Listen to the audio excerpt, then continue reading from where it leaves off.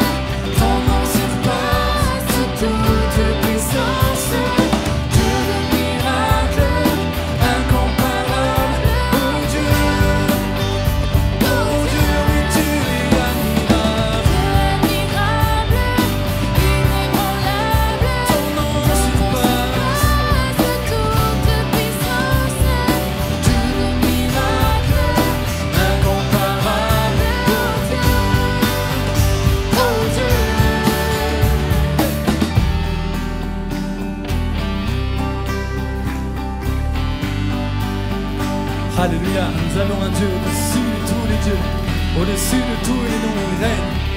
Et si Dieu est avec toi, ne crains rien, rien ne pourra t'arrêter. Si notre Dieu est pour nous, qui pourra nous arrêter? Et si Dieu est avec nous, qui sera contre Si notre Dieu est pour nous, qui pourra nous arrêter? Et si Dieu est avec nous, qui sera contre nous? Si notre Dieu est pour nous, qui pourra nous arrêter? Et si Dieu est avec nous, qui sera contre nous? Si notre Dieu est pour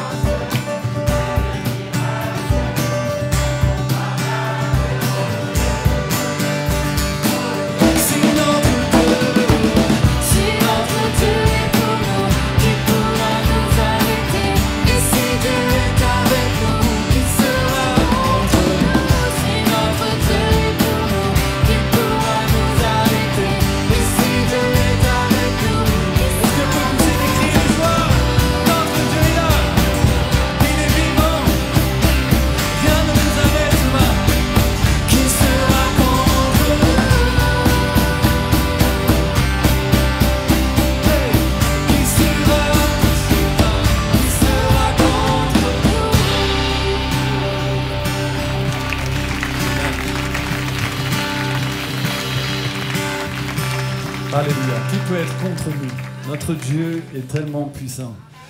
Vous savez, un passage que j'ai lu cette semaine dans Lamentation 3, je pense que c'est le pire passage de la Bible. Jérémie est déprimé, mais j'ai jamais vu ça. Il dit, Seigneur, mon corps est brisé, mon esprit est brisé, ma vie est brisée tout entière. Je ne crois même plus au bonheur. Il dit même, je n'attends plus rien du Seigneur. Mais juste un verset en dessous, il dit, une chose que je veux me rappeler, qui me garde, qui me donne de l'espoir. Seigneur, tes bontés se renouvellent chaque matin.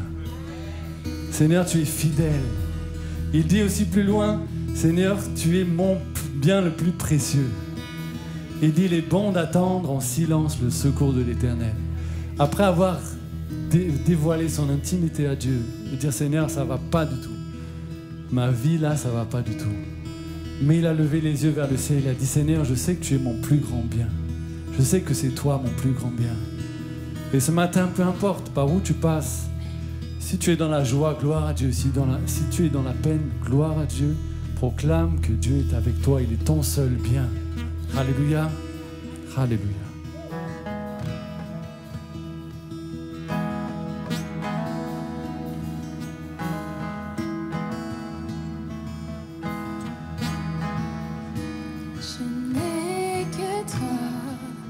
Que toi dans le ciel, je ne désire rien d'autre que toi sur la terre. Si je suis faible, ou même si je tombe, tu es le soutien de mon cœur.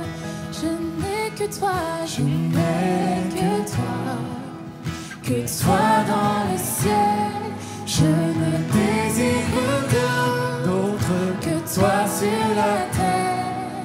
Si je suis faible, ou même si je tombe, tu es le soutien de mon cœur.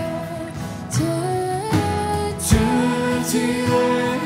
le soutien de mon cœur, mon héritage.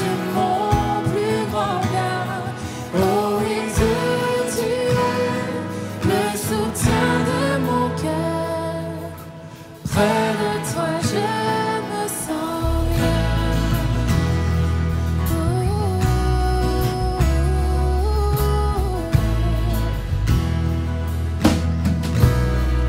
Je n'ai que toi, je n'ai que toi dans le ciel. Je ne désire rien d'autre que toi sur la terre. Si je suis faible,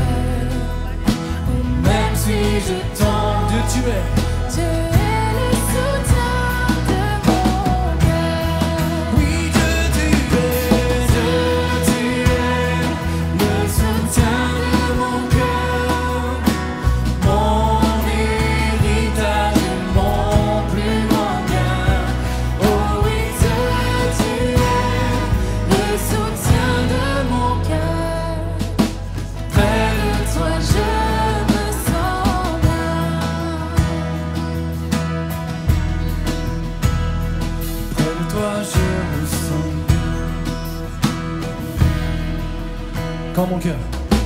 quand mon cœur était plein d'amertume, je perdais la raison et je n'y voyais plus rien. Mais Dieu s'approcha pour me saisir la main. Tu es le soutien de mon cœur. Oui, Dieu tu es le soutien de mon cœur, mon héritage et mon plus grand bien. Oh oui, Dieu tu es le soutien de mon cœur.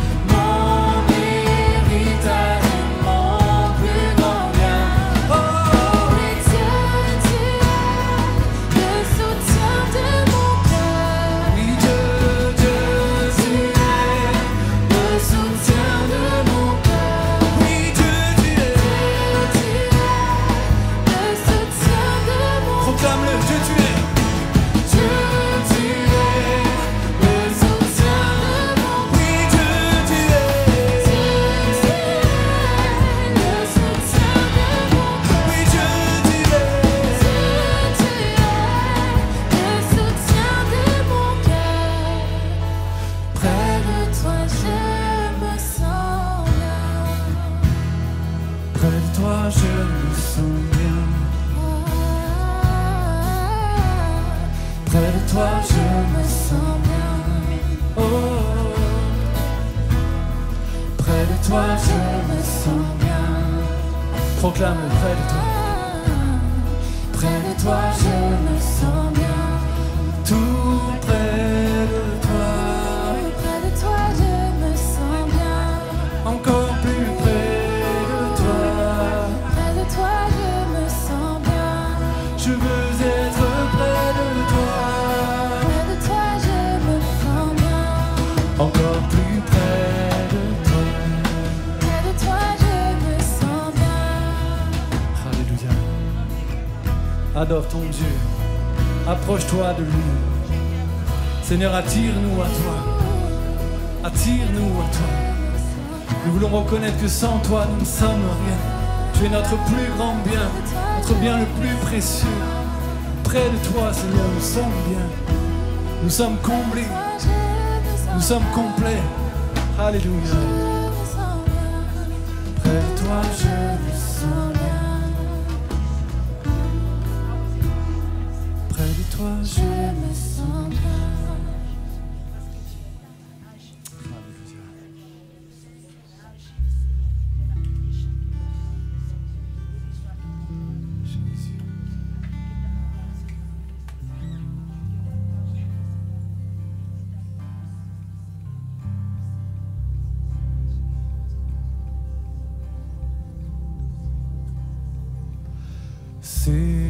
Seigneur, attire mon cœur à toi. Je te désire tout près de moi. Ma délivrance dans le danger, c'est ta présence, divin berger. C'est ta présence, divin berger. Chantons-le ensemble. Seigneur, attire. Seigneur, attire mon cœur à toi. Je te désire. Je te désire tout près de moi. Ma délivrance dans le danger, c'est ta présence, Divin berger, c'est ta présence, divin berger.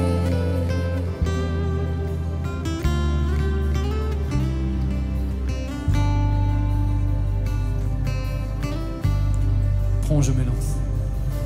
Prends, je m'élance pour t'obéir. Prends, je m'avance pour te servir.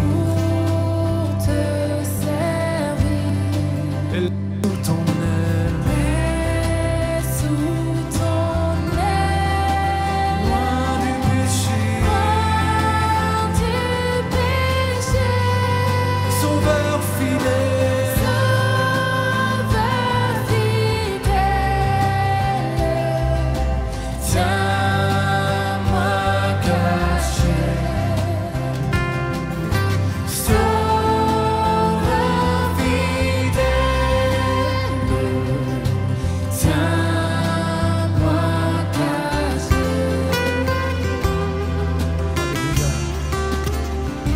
Seigneur, tiens-nous cachés en toi. Attire-nous à toi. Alléluia. Nous voulons vivre sous tes ailes, Seigneur Jésus. Vivre près de toi. Attire nos cœurs. Et par ta puissance, brise soumet ma résistance à tout jamais. Courbe mon être, ma volonté, sois-en le maître,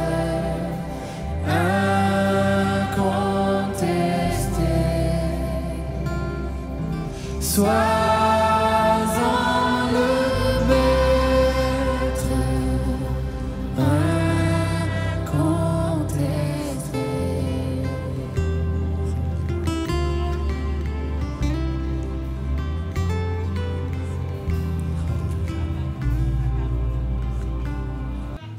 Alléluia. Alléluia. Notre Dieu est bon, notre Dieu est grand, merveilleux. Amen. Qui était à la maison ce matin? Qui était à la maison de Dieu?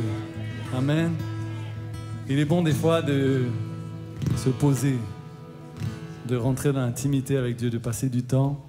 Vous savez, la présence de Dieu, c'est pas forcément des cris, c'est pas forcément de l'intensité, c'est pas forcément de la force. Des fois, c'est le souffle doux et léger qui nous fait du bien, qui nous restaure. Amen. Les anciens, vous étiez contents de chanter des anciens chants? Ah.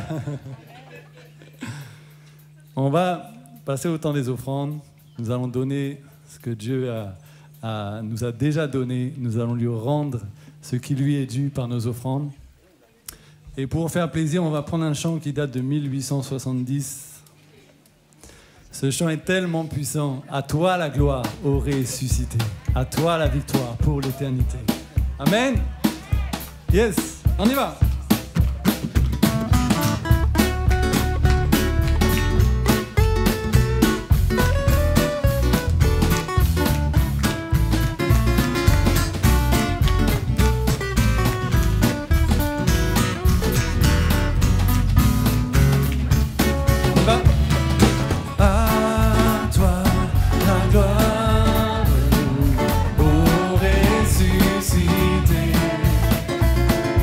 Ah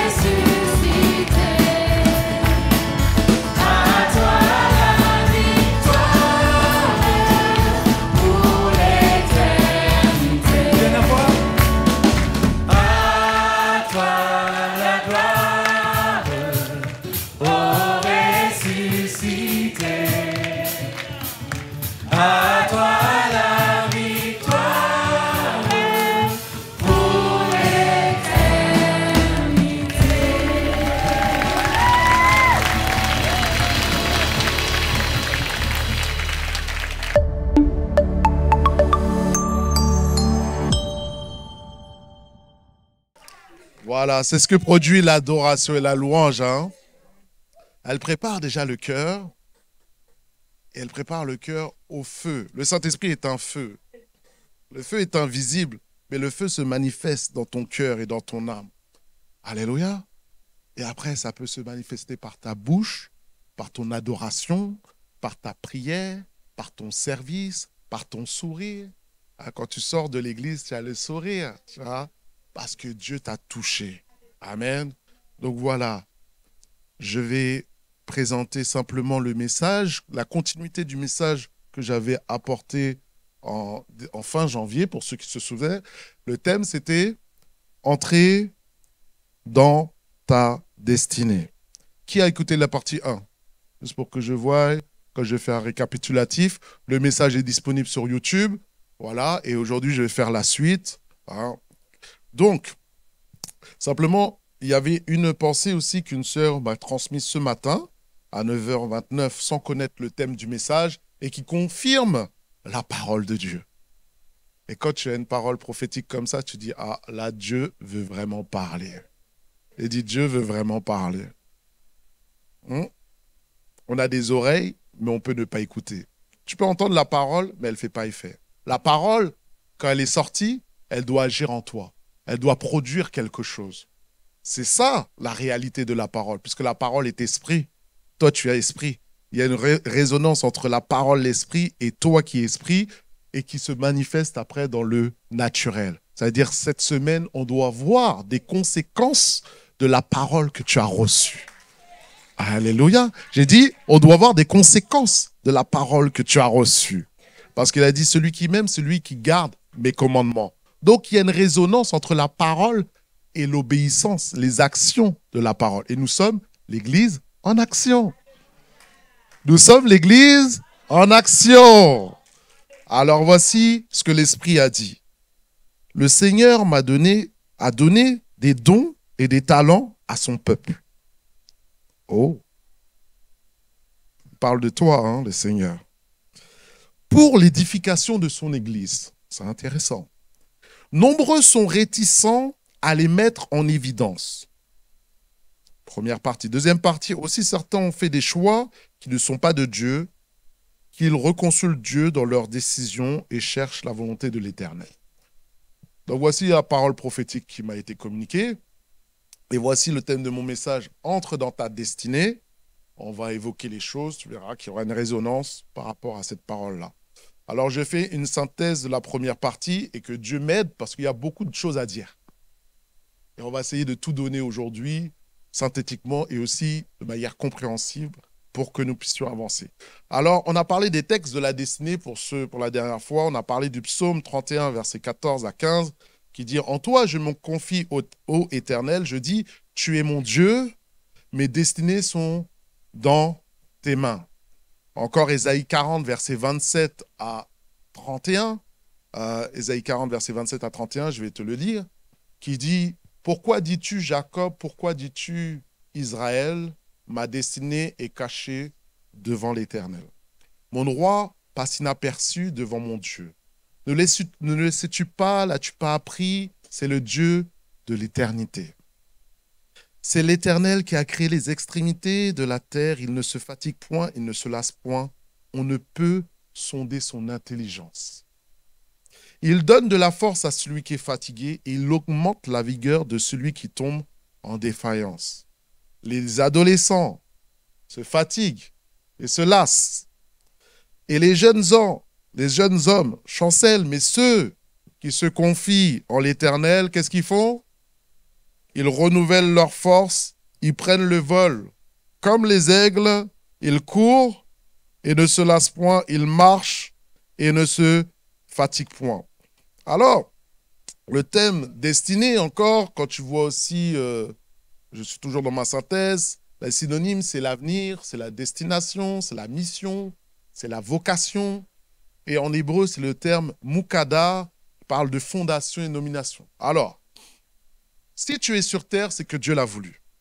Il n'y a personne qui arrive sur terre sans que le Seigneur ne l'ait permis. Et il a bien dit à Jérémie, avant que tu sois dans le ventre de ta mère, hein, Je te connaissais, je t'ai tissé dans le ventre de ta mère. Donc on a tous été tissés dans le ventre de notre mère. Et avant qu'on aille déjà dans le ventre de notre mère, Dieu nous connaissait. C'est pour ça que je veux te dire, Dieu te connaît mieux que toi-même. Il te connaît mieux que tes parents. Il connaît mieux que ton père. Et en plus, ce qui est intéressant avec Dieu, c'est qu'il connaît le passé, ton présent. Il connaît ton futur. Donc quelqu'un qui est en relation avec Dieu peut avoir de l'avance sur les autres. Parce que si tu connais ta destinée, la destinée, c'est ton avenir. C'est les choses que Dieu a préparées d'avance pour toi. Et je veux te dire une bonne nouvelle, tout le monde a une destinée. J'ai dit, tout le monde a une destinée. J'ai dit, toi, tu as une destinée. Tout le monde ici a une destinée et des choses à accomplir pour le Seigneur. Et quand j'ai dit la dernière fois, il n'y a personne qui est touriste ici. Sur terre, surtout quand tu es né de nouveau et encore plus quand tu es baptisé dans le Saint-Esprit. Est-ce qu'il y a quelqu'un qui est baptisé dans le Saint-Esprit? Est-ce qu'il y a quelqu'un qui est né de nouveau? Quand tu as le Saint-Esprit, là, c'est pour accomplir des choses pour le Seigneur. Alléluia. Tout le monde. Pas simplement les serviteurs de Dieu, pas simplement les diacres, mais tout homme né de nouveau, femme, est appelé à faire des choses pour le Seigneur. Ça peut être dans le domaine professionnel, ça peut être dans le domaine social. Quand on dit destinée, ça peut être un fardeau que Dieu te donne. Tu as un fardeau pour les enfants. Tu as un fardeau pour les enfants abusés, délaissés. Ou plutôt, toi, c'est les femmes qui ont été violentées, violence conjugale. Peut-être toi, tu as une capacité à comprendre les pensées des gens. Psychologue, mais tu es une psychologue remplie du Saint-Esprit. J'ai dit, tu es une psychologue remplie du Saint-Esprit. Donc quand tu parles, il y a du poids. Tu n'as pas besoin de dire Jésus, il y a du poids, il y a l'onction sur tes mots. Parce que le matin, tu te lèves, tu pries. Et donc l'onction t'accompagne. Tu es là, tu es enseignant. Tu es enseignant à l'école du dimanche, mais tu es enseignant aussi en cours de français. Tu es enseignant en mathématiques, mais tu peux enseigner les matières qui sont dans le naturel, mais avec la présence de Dieu en toi. Hein? Quand tu as ta salle, toi, tu peux prier pour ta salle, tu sais que tu as un rôle bien précis. Est-ce qu'il y a des professeurs d'école ici? Est-ce qu'il y a des enseignants? Il y en a une. Oh, que Dieu fasse lever des enseignants. Hein? Lève-toi, lève-toi. On va l'applaudir, on l'encourage, on l'encourage. Que Dieu te bénisse dans ton service. Hein? Quand toi, tu vas travailler, tu déposes des enfants, mais toi, tu pars. À qui tu laisses tes enfants? Il faut mieux que ça soit un homme, une femme remplie du Saint-Esprit, que quelqu'un qui aime les gens, qui a de l'amour. Pas que tu sais, on a des gens là qui... Moi, je me souviens, oulala, j'ai des viens. Il y a des trucs qui me viennent. Quand j'étais, je crois, en CM1, il y avait un professeur. Et lui, quand c'était un professeur, il était dur. Tu sais, il y a quelqu'un qui a déjà eu des professeurs durs. Hein? Et lui, qu'est-ce qu'il faisait? Il te prenait l'oreille, il te tirait comme ça, là. Mais un jour, il a tellement tiré l'oreille de quelqu'un, il a arraché le lobe de l'oreille. Ça s'est décollé. C'est pour ça qu'il faut prier pour les professeurs. Je suis très sérieux quand je parle. Hein. Je ne sais pas dans quelle main tu mets tes enfants. Prie pour tes professeurs. Prie pour les professeurs de tes enfants.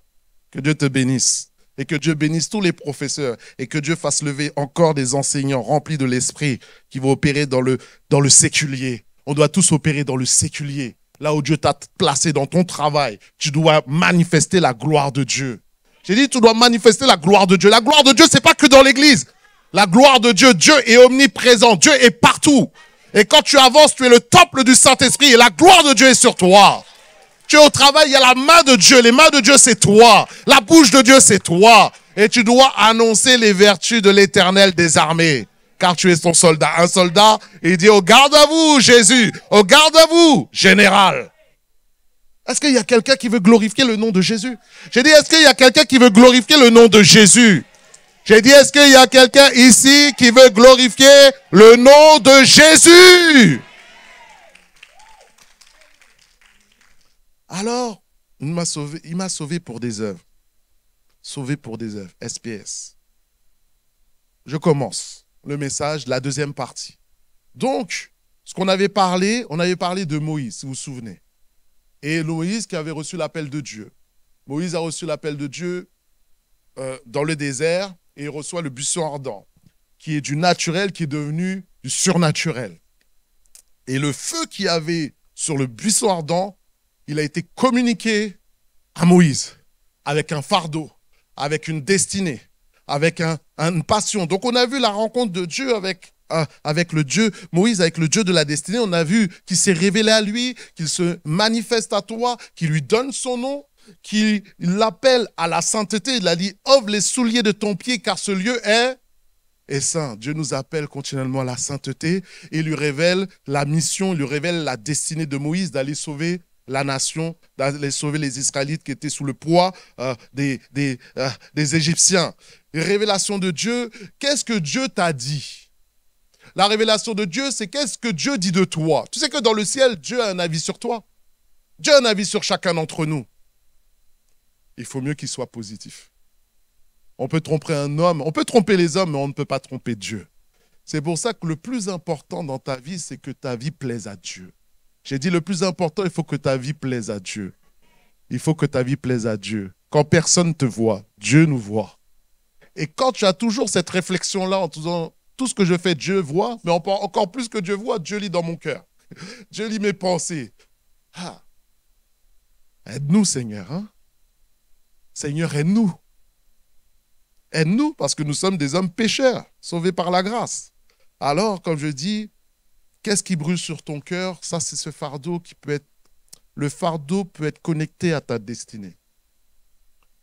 Par exemple, quelqu'un qui a à cœur de dire « Oh, tu sais, il y a 20 ans, la musique chrétienne, là, on n'avait pas autant de chants. » Frère Christophe, on n'avait que les chants, c'était les Canadiens.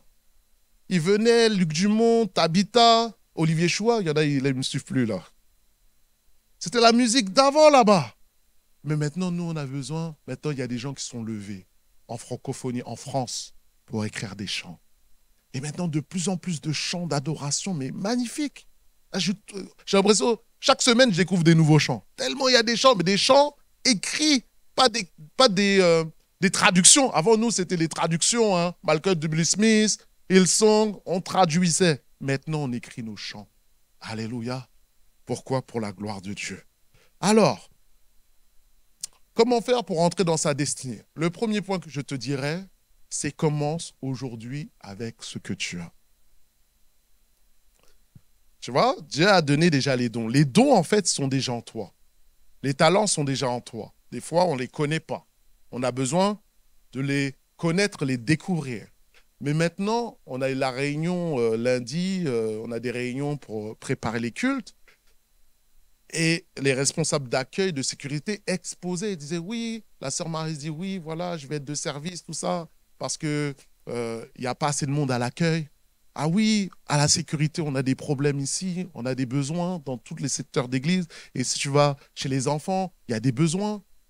Et là, je disais, bon, et elle, cette sœur qui est malade aussi, qui a des problèmes de dos, on a prié pour elle, je l'ai encouragée, elle était là ce matin. Et je me dis, waouh, il faut vraiment que les gens répondent aux besoins. Tu sais qu'il y a des besoins. Tu sais que dans ton église, il y a des besoins. Si tu parles aux responsables de département, tout le monde va t'exposer leurs besoins. Mais maintenant, est-ce que les gens, l'église répond, l'église, là je parle d'Argenteuil, répond aux besoins qu'il y a dans l'assemblée? Est-ce qu'on répond aux besoins de travaux, aux besoins de louanges? Des fois, le mardi, il n'y a pas de pianiste, il n'y a personne. Est-ce que les enfants sont bien accompagnés? L'évangélisation, est-ce qu'on répond bien à ce mandat d'aller, de faire de toutes les sessions des disciples? Des paroles sont venues en disant que l'église d'Argenteuil dort. Par rapport aux âmes, on vient à l'église, on se fait du bien. Mon culte, ma bénédiction, mon évolution. Mais est-ce que on ouvre la bouche pour libérer la parole? Tu sais que l'évangile qui est en toi peut sauver une âme, l'emmener de l'enfer au paradis, l'emmener du diable à Jésus, juste parce que tu ouvres la bouche et tu libères ton témoignage. Mais est-ce qu'on le fait? Est-ce qu'on le fait tous? Est-ce qu'on le fait régulièrement? Est-ce qu'on a un fardeau pour les âmes? Parce que Dieu, dans le ciel, voit toutes les âmes chaque jour qui vont en enfer. Et c'est une réalité. C'est une réalité. Alors, commence aujourd'hui avec ce que tu as. 1 Samuel 12, 24 nous dit « Craignez seulement l'Éternel. Servez-le fidèlement et de tout votre cœur, car vous voyez quelle puissance il déploie parmi nous, parmi vous. En servant l'Éternel, tu vas voir le Seigneur d'une autre manière et tu vas le voir agir et se développer. 2 Chroniques, chapitre 35, verset 3, pour ceux qui prennent des notes, nous dit « Servez maintenant l'Éternel, votre Dieu, et son peuple Israël. » Le plus grand danger, en fait, quand surtout des appelés ou des gens qui ont des grandes destinées, c'est de rester et de ne pas commencer. Ne méprise pas les petits commencements. a dit à Zacharie, si je me souviens bien, et il faut que tu puisses commencer pour évoluer. Je prends un exemple dans le monde professionnel. Il y en a peut-être, tu as 5 ans d'expérience professionnelle, 10 ans d'expérience professionnelle. Est-ce que tu es au même niveau que quand tu as commencé dans ton domaine professionnel? Non. Aujourd'hui, tu as une expertise qui est plus développée parce que tu as acquis de l'expérience. Cette expérience te permet d'être mieux payé, d'évoluer et même d'accéder à d'autres postes. De la même manière, dans le monde spirituel, il y a ces choses-là. Il y a une expérience spirituelle, il y a un bagage qu'on a. Quelqu'un qui fait 10 ans de louange et d'adoration n'aura pas le même niveau de quelqu'un qui commence à adorer le Seigneur et à commencer à chanter. C'est pour cela qu'il faut commencer. Dis à ton voisin, il faut commencer. Et s'il n'est pas bien réveillé, coup de coude évangélique. Pas plaquage évangélique, hein. Juste coup de coude, hein. Calme-toi. Est-ce qu'il y a quelqu'un qui porte des Nike ici? Les ados, là, vous êtes tous en Nike, Vans. Hein? Quelle est la devise de Nike? Tes Nike vont te parler. Les Nike te disent juste do it. Même tes Nike vont te dire, mais bon, on va traduire parce que... Juste fais-le. Juste commence. Chaque pas que tu fais, commence. Et même pour nager. Il y a des gens qui savent nager ici. Il y a quelqu'un qui est franc là, il a raison. Hein? Je ne vais pas faire lever la main à qui ne sait pas nager. Ne t'inquiète pas, sois tranquille. Mais apprends à nager quand même. Parce qu'il y a des crues et tout, ça serait dommage de perdre sa vie pour de l'eau. Je suis très sérieux. C'est vrai. Comment tu vas apprendre à nager? Pour nager, il faut te jeter à l'eau. Tu peux mettre la photo, s'il te plaît? Comme ça, ils vont bien comprendre. Ah, voilà, il y a la mer, tu aimes la mer.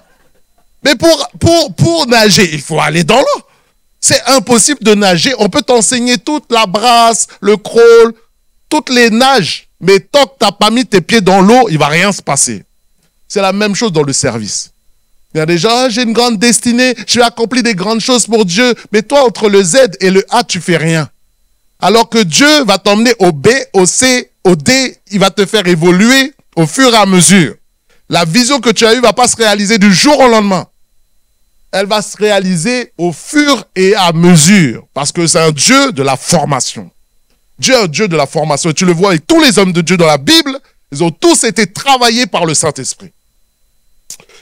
Regarde Moïse. Ah, Moïse. Combien de temps il est resté dans le désert? Oh, j'ai posé une question, mes frères et sœurs. 40 ans. Il a reçu le fardeau de délivrer son peuple. À quel âge? Il avait 40 ans, il avait ce fardeau. Qu'est-ce qu'il a fait quand il avait 40 ans? Oh. Il a vu l'Égyptien. Qu'est-ce qu'il a vu l'Égyptien? Il y a eu une embrouille. Hein, il est venu, il a tué l'Égyptien.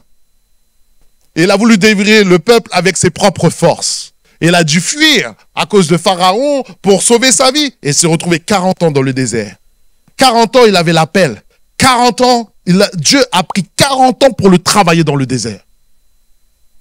C'est pas n'importe quoi. Hein. Et ce n'est pas n'importe qui, Moïse. Hein. C'était un prophète de l'Éternel. Mais 40 ans, il est resté dans le désert. À être travaillé, à être transformé, à être brisé. Tous ceux qui vont servir Dieu vont être brisés. Ah, c'est le brisement. Jésus lui-même a été brisé. Toi, tu ne veux pas être brisé? Mais tu es brisé pour la gloire de Dieu. Tu n'es pas brisé pour être écrasé. Non, tu es brisé pour que ce n'est plus moi qui vis, c'est Christ qui vit en moi. C'est Christ qui va vivre en toi, en te laissant être façonné par Dieu. Regarde, les apôtres, Jésus les a pris avec lui. Ça, c'est Marc chapitre 3, verset 14. Il en établit 12 pour les avoir premièrement avec lui. Et pour les envoyer prêcher avec le pouvoir de chasser les démons. Ils sont restés 3 ans avec Jésus, 3 ans de formation intense avec Dieu, fait chair sur terre tous les jours pour les préparer à la mission. Et des fois, comme je dis, les gens, la formation, le temps de préparation, ils le bâclent parce qu'ils veulent déjà le micro. Ils veulent, je suis un prédicateur international. Tu es un prédicateur international. Il y avait une sœur comme ça. Moi, j'ai une grande destinée, tatati, tatata. J'ai dit, viens faire de l'évangélisation. Ah non, non, non, moi c'est... J'ai dit, mais tu n'as pas compris. Tu n'as rien compris. La destinée, c'est maintenant. Il y a des âmes qui se perdent autour de toi. Et elle est venue faire l'évangélisation avec nous. Et Dieu l'a utilisée. Elle va dire merci pasteur, merci, merci. Le but de la destinée, ce n'est pas ta gloire. Le but de la destinée, c'est la gloire de Dieu. Si tu veux répondre, et les dons sont là pour répondre aux besoins. Il y a des besoins autour de toi. Il y a des besoins dans l'église, mais il y a des besoins dans ta famille. Il y a des besoins dans la rue. Sors dans la rue, ouvre tes yeux. Il y a des besoins, il y a des gens qui ne connaissent pas Jésus. Et toi, tu te plains, tu te plains, tu te plains. Tous les jours, tu te plains. Oh. Alors simplement, accepte cela, le travail, de ne pas mépriser les débuts. Regarde Gédéon. L'Éternel se tourna vers lui, Juge chapitre 6, verset 14. Et il dit, va avec la force. Oh, va avec la force que tu as. Il y a quelqu'un qui a l'Esprit de Dieu. La mission que Dieu t'a donnée, tout est en toi. La sœur, je lui ai dit, ta destinée, elle est déjà en toi. Et elle va se manifester au fur et à mesure. Mais pour ça, pour que tu vois qu'elle se manifeste, il faut commencer à mettre le pied à l'étrier et va avec la force déjà qu'il t'a donnée et tu vas voir qu'elle va évoluer au fur et à mesure de la marche. Comme le psaume 84, verset 6 qui me dit, lorsqu'il traverse la vallée de Baca, il la transforme en lieu plein de sources. Et la pluie la couvre aussi de bénédiction. Leur force augmente pendant la marche et le présente devant Dieu, devant le Dieu de Sion. Ça veut dire, voilà, tu vas commencer à servir 1 an, 2 ans et tes forces spirituelles vont se développer au fur et à mesure et tu vas devenir plus efficace, plus productif, plus sage dans ton service. Oh, j'ai pas entendu ton amen. Est-ce qu'il y a quelqu'un qui aime Dieu ici? Est-ce qu'il y a quelqu'un qui veut servir Dieu ici? Alors on avance. Sois passionné pour ce que tu fais.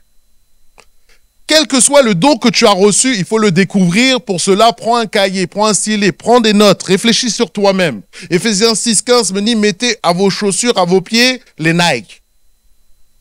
Non. Vos pieds, le zèle que donne l'évangile de paix. Est-ce que tu es un homme zélé? Est-ce que tu es une femme zélée pour Jésus? Est-ce qu'il y a quelqu'un qui a du feu dans les pieds? Je vois, quand tu as du feu, ça se voit. Et tu ne peux pas rester inactif. Et là, la parole prophétique disait, il y en a beaucoup qui ont des dons, il y en a beaucoup qui ont des talents, qui ont des capacités, et ils les mettent de côté. Ils sont réticents à utiliser cela pour glorifier le nom du Seigneur. Laisse la timidité, laisse la peur, laisse tout cela. Il y a trop de besoins. Il y a trop de besoins. J'ai dit, il y a trop de besoins. Il y a trop de besoins dans l'église, il y a trop de besoins dans le monde. Et Jésus revient bientôt. Et la création attend la révélation des fils de Dieu.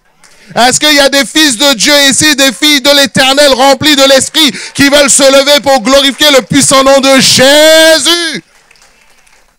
Un jour, Jésus va venir, il va nous prendre. Et après, ça va être catastrophique sur terre. Aïe, aïe, aïe, il ne faudra pas être là. En tout cas, par la grâce de Dieu, je ne serai pas là. Moi, je ne sais pas pour toi, mais moi, par la grâce de Dieu, je ne serai pas là. Ah, il ne faudra pas être là. Ça veut dire, déjà, le monde est mauvais, là. Mais tu retires tous les gens remplis de l'esprit, tous les gens chrétiens, ils montent au ciel. Ah! Apocalypse. Now. Alors, Romains 12, 11 me dit, ayez du zèle et non de la paresse. Donc, ça veut dire, je peux être chrétien et paresseux. Chrétien, je viens, je prends mon culte, je pars. Ou voilà, moi je m'occupe pas des affaires de Dieu. Soyez fervents d'esprit, servez l'Éternel. Éphésiens 6, chapitre 5 à 8 me dit encore, serviteurs, obéissez à vos maîtres selon la chair. Et là on parle d'un cadre aussi de travail. Quand tu es au travail, tu sers Dieu. J'ai dit quand tu es au travail, tu sers Dieu. Ah oui, si tu penses quand tu es au travail que tu es en train de servir l'Éternel, et je t'invite à méditer sur ce passage-là, avec crainte et tremblement dans la simplicité de votre cœur, comme à Christ. Non pas seulement sous leurs yeux comme pour plaire aux hommes, mais comme des serviteurs de Christ qui font de bon cœur la volonté de Dieu. Servez-les avec empressement comme servant le Seigneur. Non des hommes, mais sachant que chacun, ce texte-là, chacun, soit esclave, soit libre, recevra du Seigneur selon ce qu'il aura fait de bien. Je veux te dire que Dieu regarde la manière dont tu travailles. Dans ton travail, le lundi, comment tu vas travailler, Dieu regarde ça. Comment tu es en train de travailler auprès des gens, avec tes collègues, comment tu te comportes, Dieu regarde ça et dit, la manière dont tu vas travailler, tu auras une récompense. Selon ce que tu as fait de bien. dans l'assemblée, mais aussi dans le séculier. Et des fois, nous, dans l'église, on sépare le séculier de l'église. Mais la Bible ne sépare pas. J'ai dit, la Bible ne sépare pas. Ça veut dire, quand tu sors de l'église, tu restes le temple du Saint-Esprit. Mais maintenant, tu opères dans un autre domaine. Le domaine séculier, le domaine de l'hôpital, le domaine de l'école, le domaine des professeurs, le domaine de l'université, le domaine de l'éducation, le domaine de la psychologie. Tu es là, tu es psychologue, mais toi, tu pries le matin. Il y a des gens, ils sont liés par des démons, mais toi, tu peux intercéder, shakaba, sataka. Hey, tu te lèves, tu donnes, tu peux pas parler de Jésus, mais tu peux parler. Mais des conseils loin du Saint-Esprit, qui détruisent la puissance du diable et les œuvres de l'ennemi. Est-ce qu'il y a des gens qui veulent servir Dieu à leur travail? Je t'assure, c'est une vérité. Et là, tu n'es pas en train de chercher, quand je serai sur l'estrade, quand je serai pasteur, quand je serai évangéliste, quand les pasteurs auront reconnu mon ministère, mon frère, ma soeur, il y a des besoins. Il y a des besoins. Et Dieu t'a donné les capacités. Alors, soyons comme Moïse qui rencontre le buisson ardent. Et alors le buisson, la passion vient en toi. Et tu fais ton travail au sérieux. Romains 12, verset 8 me dit que celui qui le fasse, celui qui donne, le fasse avec libéralité. Dieu regarde même la manière dont tu donnes. Que celui qui préside le fasse avec zèle. Que celui qui pratique la miséricorde le fasse avec joie. Alors quoi que tu fasses dans l'église, quel est ton service? Que tu chantes, fais-le de tout ton cœur. Tu accueilles les gens, fais ton plus grand sourire. Tu fais la louange, ah là là, donne-toi à fond pour le Seigneur, adore Dieu. Tu encourages, tu exhortes, encourage avec passion. Mais tout ce que tu le fais, fais-le avec le feu. J'ai dit, fais-le avec le feu. Si tu fais la sécurité, sois rempli de la fidélité de Dieu là où tu es. Tu fais le ménage. Oh là là, tu le fais mieux que chez toi parce que c'est la maison de l'Éternel. Personne te voit, mais Dieu te voit et voit ton cœur. Et c'est pour ça, Corinthiens chapitre 10, verset 31, fait tout pour la gloire de Dieu. Quelqu'un fasse tout pour la gloire de Dieu. C'est des soldats qu'on a besoin. Tu n'as pas besoin de titre pour servir Dieu. Tu n'as pas besoin de titre pour chercher Dieu. Tu n'as pas besoin de titre pour être engagé pour l'Éternel. Et pour être déjà utilisé, rempli du Saint-Esprit avec des fruits manifestés. La sœur, quand elle est venue faire l'évangélisation, on a évangélisé une dizaine de personnes qui avaient un cœur ouvert. Elle a reçu des paroles prophétiques pour les gens dans la rue. Elle a dit, mais dis donc, oh là là, le ciel est ouvert. Pourquoi? Parce que le besoin est là. Tu as mis juste le Saint-Esprit là où il veut. Là, les besoins, là, Dieu dit, oh là là, tiens, une parole. C'était impressionnant. J'ai dit, ah vraiment, Dieu là, il veut qu'on aille évangéliser. Ah, je peux te le dire, il veut qu'on aille évangéliser. Alors, on va avancer. Un autre point que je te dirais, c'est inspire-toi de modèles pour entrer dans ta destinée. Tu vois, les modèles sont une projection de ce que tu peux devenir. Qu'est-ce que je suis en train de dire? C'est qu'il y a toujours des gens qui sont passés avant toi. Il y a des gens peut-être qui ont reçu ton appel, ta destinée la même. Ça peut être évangéliste, ça peut être pasteur, ça peut être de fonder des orphelinats, ça peut être la louange. Mais inspire-toi, il y a les modèles au loin.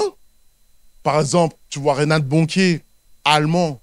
Si tu étudies sa vie, il faut étudier l'histoire de l'Église, qui est décédé mais qui a reçu une vision pour sauver l'Afrique et qui a été un homme de réveil en Afrique. Si tu es évangéliste.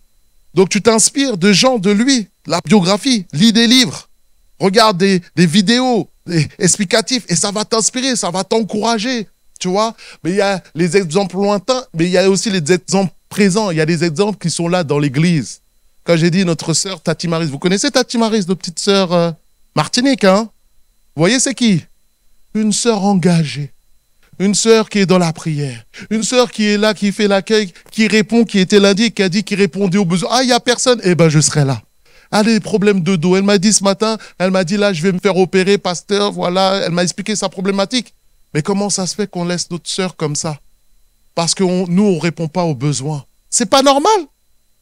Est-ce que je peux dire la vérité ou pas? C'est pas normal. On ne doit pas laisser nos aînés qui ont des problèmes comme ça répondre à ce besoin alors qu'on est combien dans cette église? On est combien dans cette église? 900. En tout cas, si chacun mettait son don au service de Dieu, il n'y aurait plus de besoins. Tous les besoins seraient comblés. Hein, Christine, hein, Jean-Marc? À l'accueil. Que Dieu vous bénisse, l'accueil 3. Ils sont fidèles. Est-ce qu'on peut les encourager? Merci pour votre service. Que Dieu vous bénisse. Il y a des modèles qui sont là devant toi. Des pasteurs, des responsables, quelle que soit leur position. Mais cette sœur-là, il y a des gens qui vont t'encourager à la prière. Il y a des gens qui vont t'encourager dans la générosité. Il y a des gens qui vont être là, qui vont t'encourager dans l'amour. Sois l'aspirateur. Mais un aspirateur, pas pour les mauvaises choses, mais un aspirateur pour les bonnes choses. Tout ce qui est autour de toi, tu aspires ce qui est bon et tu le reproduis naturellement. Quand je dis, moi j'étais au Canada, mais ce qui m'a touché au Canada, leurs gentils, ils sont gentils. Nous, les Parisiens qui a grandi ici, là, mais c'est le monde des comment on appelle ça, là, Calinoursons. Ils sont tous gentils, on a l'impression qu'ils sont tous chrétiens, sauvés, nés de nouveau. C'est incroyable. Et les insultes n'existent pas. Les insultes ici en France, là, on n'entend pas ça au Canada. Alors, nos oreilles sont sanctifiées. Oh, j'ai dit nos oreilles sont sanctifiées. Aide-nous à sanctifier nos oreilles. Sanctifie les oreilles de ta famille. Un chrétien ne parle pas mal, il n'insulte pas, il n'envoie pas balader des gens avec des insultes. Il y a des mots là maintenant. Quand j'entends ça, mes oreilles, ça grince. Hein? Toi aussi? Il y a des trucs que tu dis plus, et maintenant que tu l'entends, tu dis, hey, tu as dit ça toi? Il y a une sœur comme ça que je dis, ah, mais tu as vu ce que tu as dit là? Ah bon, j'ai dit ça? Non, je ne me suis pas rendu compte. Mais en tout cas, on avance. Alors, par la grâce de Dieu, des modèles loin, des modèles proches. Quels sont les dons que tu as reçus? Quels sont les dons que tu as reçus quand je dis, prends le temps de te connaître. Prends le temps d'évaluer et d'aller chercher les trésors qui sont en toi. Comme j'ai dit, il n'y a personne qui n'a pas reçu de dons. Dieu va donner 10 dons à quelqu'un et l'autre, il va lui donner 0, nada. C'est pas un Dieu qui est comme ça. Tu as des enfants, tu vas donner 10 bonbons à l'enfant, l'aîné, et là, tu vas dire, t'as rien. Toi, va dormir.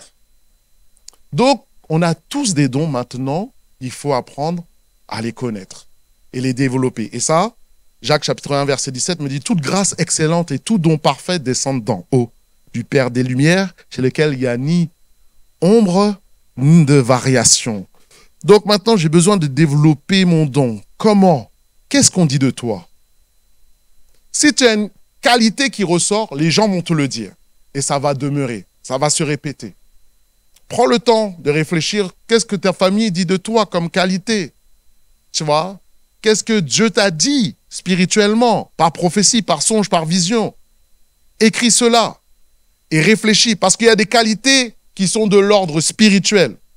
C'est-à-dire, dans l'Église, on a besoin d'organisateurs, on a besoin de prédicateurs, on a besoin de gens qui sont capables de présider. Tu vois, tous ces dons sont dans la Bible, d'exhorter, d'enseigner, de chanter, le don d'écouter, le temps de libéralité. Tout ça, c'est des capacités qui peuvent développer spirituellement. Mais tu as aussi les dons spirituels que tu as en Corinthiens chapitre 12 avec les 9 dons spirituels, les spécificités, paroles de sagesse, paroles de connaissance, prophétie, toutes ces choses-là. Mais tu as aussi des dons qui sont naturels. Tu vois ce que je veux dire? Qui va être utilisé à ton travail. Il y a des gens qui ont une facilité à parler en public. Donc c'est pour ça que tu es formateur à ton travail. Ou peut-être que tu es enseignant. Il y a des gens qui ont des capacités physiques. C'est pour ça que tu es professeur de sport. Ou toi, tu es coach sportif, comme on a notre coach sportif Sébastien. Tu vois? Quelles sont les qualités que tu as? Et apprends à les développer pour le Seigneur. Écrire, dessiner, structurer. Réfléchis sur ces dons. Parce que ton don que tu as est rattaché à ta destinée. Dieu n'est pas fou. Dieu, s'il te donne une mission, c'est qu'il te donne la capacité de la réaliser. Tu vois? Et s'il te donne la mission, tu vois Gédéon, quand Dieu a dit à Gédéon, va, ben il a dit, moi, qu'est-ce que je vais faire? Je suis le plus petit de la plus petite des... nanana, nanana. Mais Dieu savait qu'est-ce qu'il y avait dans Gédéon. Il savait, Dieu, qu'il avait la puissance, la force de délivrer toute une nation face à Madian. Tu vois? Je veux te dire, Dieu sait ce qu'il a mis en toi. Il sait le potentiel qui est en toi. S'il te dit quelque chose, c'est que tu es capable de l'accomplir. Non par ta force, mais par la capacité de Dieu. C'est pour ça que Paul a dit, non par ma capacité, ce n'est pas moi qui vis, c'est Christ qui vit en moi. Et c'est pour ça il a dit, je puis tout par celui qui me fortifie. Si Dieu te donne une mission, ne dis pas, je peux pas, je suis incapable, je suis nul. Arrête de parler comme ça. Il y a déjà les gens, ils vont te dévaluer. Donc arrête de te dévaluer. J'ai dit, il y a des gens, ils vont te dévaluer. Peut-être ta famille t'a dévalué. T'as dit, tu es un bon à rien, tu vas rien faire de ta vie. Arrête de nourrir ces pensées-là et nourris-toi des pensées de Dieu. Qu'est-ce que Dieu dit de toi? Et saisis la parole, même si ça te travaille. Dis maintenant, cette parole, elle demeure sur ma vie. Je crois ce que tu dis, Seigneur. Parce qu'avant de rentrer dans le naturel, ça commence dans le spirituel, dans les pensées. Alors, regarde, dans quel domaine tu as des facilités? Et il y a diversité de dons. 1 Corinthiens 12, chapitre 4 à 7. Il y a diversité de dons, mais le même esprit. Diversité de ministères, mais le même Seigneur. Diversité d'opérations, mais le même Dieu qui opère tout en tous. Or, à chacun, la manifestation de l'esprit est donnée. Et pourquoi elle est donnée? Pour l'utilité commune. C'est que ton don, ta capacité, puisse bénir ton peuple. Puisse bénir le peuple de Dieu. Alléluia. Quelqu'un qui vient, qui chante bien, il est loin du Saint-Esprit, eh bien, tu es au bénéfice, il nous emmène tous dans la présence de Dieu. T'imagines comment un don peut être puissant dans la main de Dieu? Un homme loin de l'Esprit peut sauver une nation. C'est encore possible aujourd'hui. Dieu l'a fait avec Renan Bonquet. Un homme appelé qui se donne tout à Dieu, Dieu dit, ah, donne-moi un homme, une femme qui se donne à moi. Et je peux exploser les nations. Ça, c'est notre Dieu. Alléluia. Alors, nous avançons. Une sœur, par exemple, qui a un cœur pour l'évangélisation, qui est au milieu de nous, parle anglais, espagnol, italien, créole, allemand, français. J'ai dit, mais tu as une spécificité naturelle pour les langues. C'est pour ta mission d'évangélisation aussi. C'est une capacité qui va être utilisée pour t'aider. Alléluia. Quelle est la facilité que tu as? Qu'est-ce que les gens disent de toi? Qu'est-ce que tes pasteurs disent de toi? Quel encouragement on dit naturellement? Investis-toi après que tu sais dans le don que tu as reçu. Paul est un formateur de pasteurs, un apôtre, et en Timothée chapitre 4, verset 13 à 16, il enseigne Timothée qui est serviteur de Dieu, il lui dit « Jusqu'à je vienne, applique-toi à la lecture, à l'exhortation, à l'enseignement. Ne néglige pas le don qui est où? Le don qui est en toi. » Donc il est possible de négliger le don qu'on a reçu de la part de l'Éternel. Et qui t'a été donné par prophétie avec imposition des mains dans l'assemblée des anciens. Occupe-toi de ces choses, donne-toi tout entier à elles, afin que tes progrès soient évidents. Pour qui? Oh, pour tous. Donc ça veut dire que tes progrès avec Dieu vont être évidents dans l'église, mais ils vont être évidents même pour les gens de ta famille. Ils vont être évidents même au travail, on va voir la différence. Alléluia. Parce que tu vas travailler ton don, tu vas le développer. Et tu vas grandir avec et tu vas te donner tout entier à cela et il va évoluer. On va prendre un exemple footballistique. Il y a des gens qui aiment le foot ici? Il y en a de moins en moins. Hein? Ok. On va prendre un exemple, Lionel Messi. Bon, je ne l'aime pas trop, il nous a pris une Coupe du Monde, donc, on était ici, ça nous a fait mal. Bon, en tout cas. Mais Lionel Messi, il est connu pour quoi? Un talent. Un talent, même les gens disent, il ne travaille pas. Et Ronaldo, CR7, lui, est connu pour une machine de guerre. Il travaille, il travaille, il travaille. Mais maintenant, si Messi avait le travail de Ronaldo, mais quel joueur ça aurait fait? Il nous aurait fatigué beaucoup, beaucoup, beaucoup. Beaucoup de ballons d'or. Trop de ballons d'or déjà, ils lui ont donné. Mais là, ils auront donné 20 ballons d'or. Mais ça s'exprime quoi? Ça veut dire que tu as le talent, mais le talent a toujours besoin d'être travaillé. J'ai dit le talent a toujours besoin d'être travaillé. Si tu veux utiliser les 100% des capacités que Dieu a mis en toi, Dieu a mis une capacité, un talent qui est en toi, mais maintenant pour obtenir le maximum, le plein potentiel, va falloir toi travailler dessus. Et ça, c'est ta responsabilité. Dis à ton voisin, c'est ma responsabilité. Dis-lui, c'est ta responsabilité. On s'encourage. On est tous dans le même bateau, hein, vous inquiétez pas. C'est pas toujours évident, mais avec Dieu, on y arrive. Avec l'Esprit de Dieu, et là, c'est un conseiller, c'est un coach, le Saint-Esprit qui est en toi pour t'aider à avancer. Alléluia. Alors, c'est pour ça que je te dirais, je vais vers les derniers points, arme-toi de patience et de persévérance. Parce que servir Dieu, c'est bien. Mais servir Dieu pendant longtemps, c'est mieux. Quand j'ai dit, tous ceux qui servent dans les services, là, le service t'éprouve. Mes sœurs à l'accueil. Hein, le service, ça, les gens qui viennent, ils ne vous saluent pas. Les gens leur disent, asseyez-vous là. Non, moi, je vais là-bas, moi. Eh, moi, j'étais là avant toi. C'est les remontées qu'elles font au pasteur. Hein. Dis, il y a des gens ici, tu es terrible, tu fatigues les gens de l'accueil. Arrête. J'ai dit, arrête. Ils sont des bien-aimés, c'est des bénévoles. Alléluia. Allez, on les encourage. Hein? Ils ont le sourire. N'enlève pas leur sourire. Donc voilà, le service, tous ceux qui servent savent que ça coûte un prix. Ça coûte, ça va te travailler, ça va te chercher. Et c'est pour ça qu'il y a des gens, au bout de 2-3 mois, eh ben, ils disparaissent. Ils servent tout feu, tout flamme, puis après, ils sont plus là. Ah, pasteur, c'est chaud, c'est chaud. Avant, il faut venir c'est plus, il faut venir à 9h, il faut venir à 8h. Là, maintenant, il y a les répétitions, maintenant, il y a ci, là. Et puis, on va voir qu'est-ce que tu as dans le ventre. Hein. Non, mais vraiment, moi, c'est facile de parler, dire j'aime Dieu. Mais qu'est-ce que tu vas produire? Ça va plus me parler. Tes œuvres vont plus parler que ta bouche. Oh. Ok, on avance.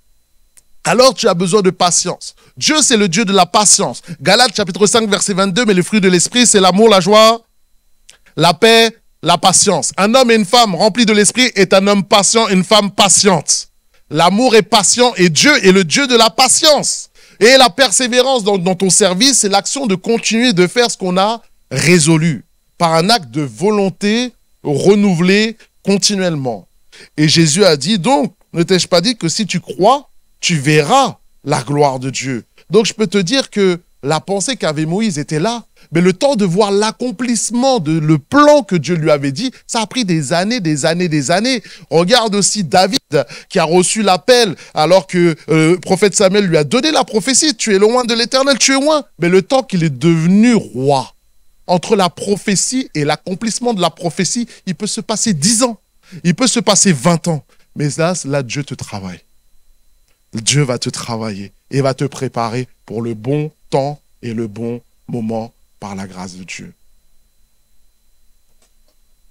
Alors regarde encore, pour aller dans sa destinée, fais-toi accompagner. Alors certains vont dire par un pasteur, par un mentor, par un conseiller, quelqu'un qui est passé avant toi, qui va avoir l'expérience, le bagage spirituel pour t'aider et te conseiller. Un père spirituel, un guide, un sage expérimenté. Regarde Moïse, si on reprend l'exemple de Moïse, Actes chapitre 7, verset 22, il nous est dit que Moïse fut instruit dans toute la sagesse des Égyptiens. Il était puissant en parole et en œuvre. Dieu a utilisé l'enseignement. On sait qu'à l'époque, la première nation, c'était l'Égypte. Et Dieu a utilisé ce moyen d'être quelqu'un de calibré dans l'intellectualisme pour l'utiliser par la suite pour le royaume de Dieu. Donc, bénis tout l'enseignement, tes professeurs que tu as eus, bénis-les, tous les enseignements, tous ceux qui t'apportent de la valeur ajoutée, bénis leur vie, parce qu'ils te permettent de devenir meilleur. Et une des manières que Dieu utilise dans la Bible pour former ses serviteurs, c'est un leader.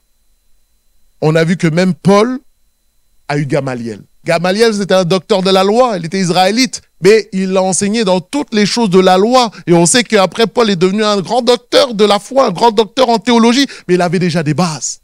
Mais après, pour entrer dans le ministère, qui est intervenu? Barnabas, fils d'exhortation, il a dit, viens avec moi, un serviteur de Dieu, il a dit, viens.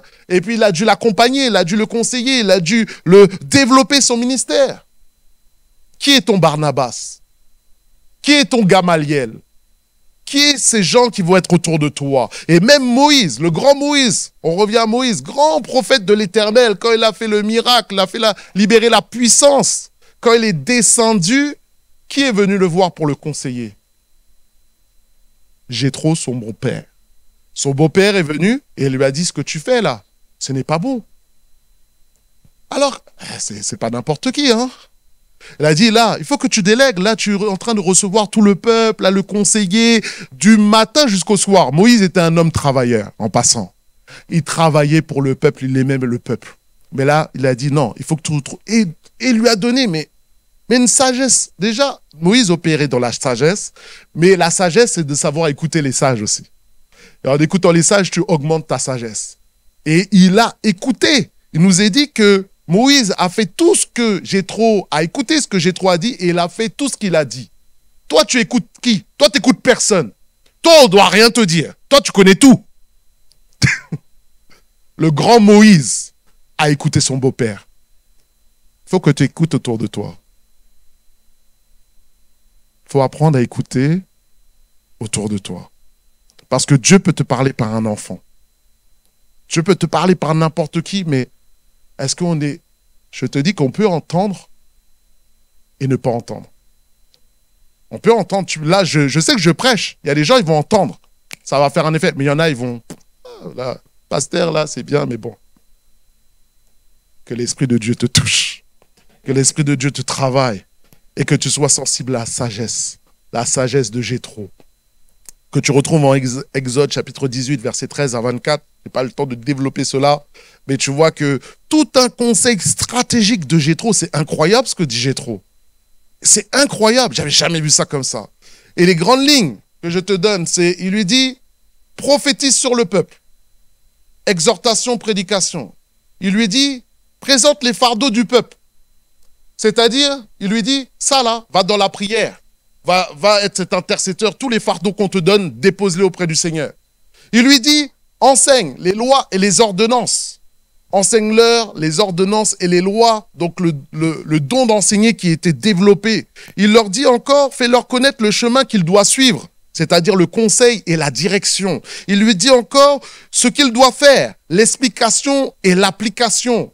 Waouh, c'est tout un développement ministériel là, que j'ai vu là. Établis des hommes. Trouve des gens, discernement, choisis parmi tout le peuple des hommes capables, craignant Dieu, des hommes intègres, ennemis de cupidité. Établis-les sur eux comme chefs de 1000, chefs de 100, chefs de 50, chefs de 10. Et la révélation de la délégation.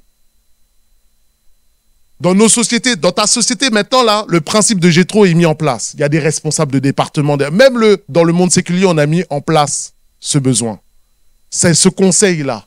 Pour structurer l'Église, on a besoin de responsables, de département. Le conseil de Jéthro, un simple homme. Structure le ministère, établis-les sur eux comme chefs, continuellement. Waouh! Quelle révélation! Mais on a vu que Moïse a écouté son beau-père et le peuple était au bénéfice de tout ce qu'il a reçu par une sagesse surnaturelle pour mieux gérer les affaires de Dieu et du ministère. Amen. Waouh! Je vais vers la fin. On voit que Josué a eu Moïse, on a vu que Élisée a eu Élie, on a vu que Pierre et Jean ont eu Jésus, on a vu que Timothée a eu Paul.